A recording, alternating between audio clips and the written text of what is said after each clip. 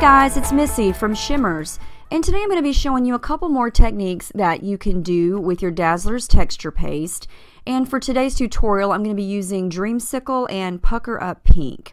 Now I'm just going to be using a couple of different paintbrushes here in the beginning, and I'm just going to show you how they look when you brush them on white cardstock. Now you can do this with wood veneer or chipboard or anything. It just depends on what project you're working on.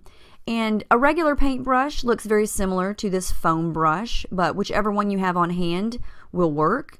And you can brush it on super thin, or you can add more layers and make it a lot darker. And if you remember last time we used this texture paste over a stencil, and it dries a lot thicker and the texture is a little different than when you brush it on thin like this with a brush.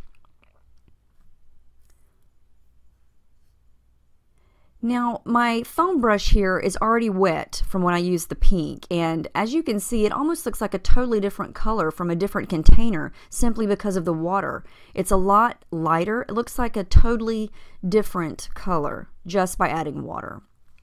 So this is one of my favorite techniques. This is an old gift card, and you just dip the corner of it into the paint and lightly smudge it onto your paper.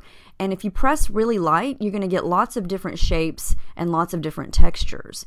Now with this orange color, I'm going to press down a lot harder, and it's going to smooth it out a lot more. So it just depends on the pressure that you use with the card and what look you're going for. Now I'm going to dip one corner in each of the colors and do a sort of blended look here. And this is another technique you can try if you have two colors that would blend nicely together.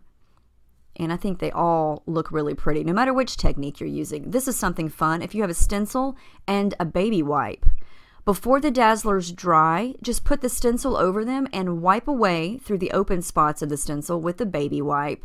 And it's essentially going to wipe away the color. And so when you remove the stencil, you have a really cool design, and it's also going to give you some more texture, and it's going to remove that color just to make it look really cool. So here's a layout that I've already created using a foam brush with the blue and a green color of the Dazzlerz.